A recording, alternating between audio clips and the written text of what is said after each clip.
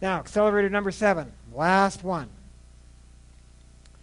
We talked about this earlier, but how many of you would believe that, agree that it's easier to be successful when you have a lot of confidence? Yes? So as a coach, it's really important for me to impart confidence to my clients. By the way, that's one of the reasons I say don't get into debt. One of the most disempowering things you can do is be in debt, because you lose your choices. Somebody else has control rather than you, right? Being empowered is about you being in charge. So having confidence is empowering. And so finding ways to build confidence is one of my things. And one of the great ways that I'm going to teach you here and now is the principle. Well, just look at it. So imagine that your income last year was $60,000, like in 2013 was $60,000. And last year, at the beginning of 2014, so just over a year ago, you set a goal.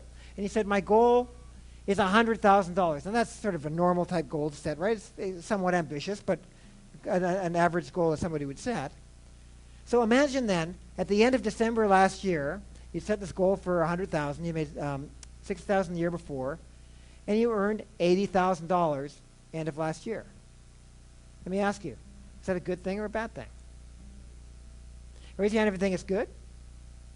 Raise your hand if you think it's not so good. A little bit of both. Maybe raise your hand if you're not sure.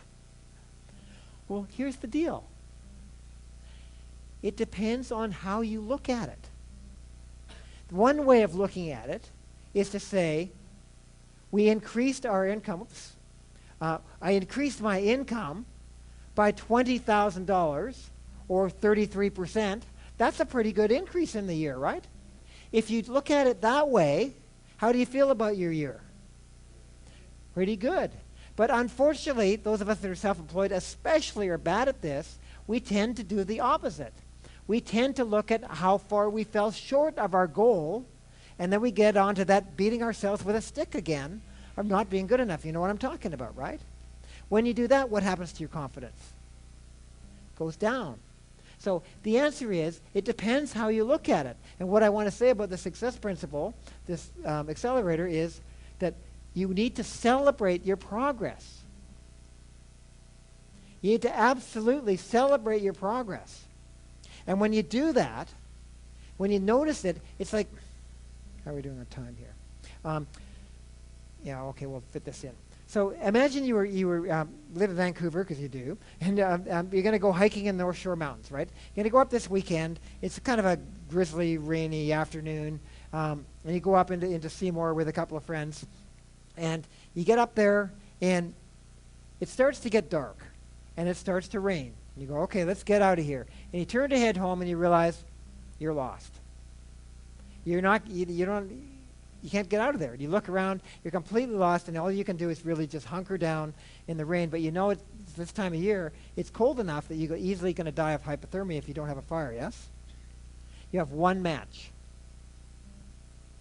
So what are you going to do? You're going to pile a big pile of wet logs there and just stick that match into there and let it go?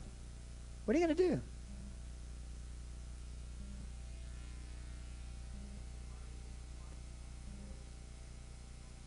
Sorry, find? Yeah, right, dry, right?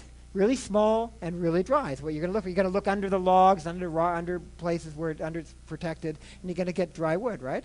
You're going to build these little tiny twigs, yes? You're going to build a little teepee, and you build this little teepee of these dry twigs, and you put your hand over it to protect it from the rain, and you light that one match, you stick it in there, and the smoke, and then flame, and you go, oh, we're saved.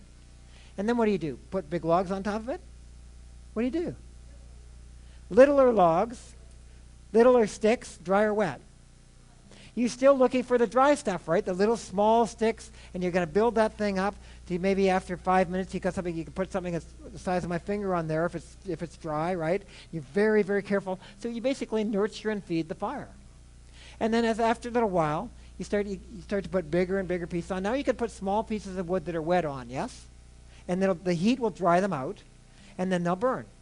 So now you know you actually are going to be safe, because there's less of wood out there, right?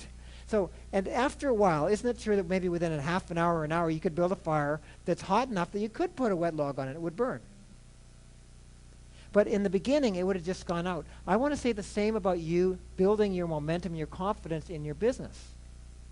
Start small with their small successes. And celebrate the progress. Celebrate over and over again. Don't go too far too fast. People, go, oh yeah, I got to do this big thing, that big thing. Now, everybody's wired differently. Some people can have those big failures and catastrophes, but most of us really get down on ourselves and we shrink in and get smaller, and then we don't want to play anymore. So celebrate and notice your successes. I'd say every night when you go to bed, notice 3 successes you had. And part of our whole coaching program is to make sure our members are constantly celebrating their progress. Does that make sense? And that's how you build your confidence, start to believe in yourself, and after a while, just like that fire, you become unstoppable. And then you become like Dan Locke. And how many of you heard Dan's story the other day? Some of you I know, when he told in the other room. Amazing life story of how many failures he had on his way to success. To be where he is and who he is today took a lot of failures, and he built up slowly to it. It wasn't just an overnight thing, and it never is. So there you go. Give somebody a high five. I celebrate progress.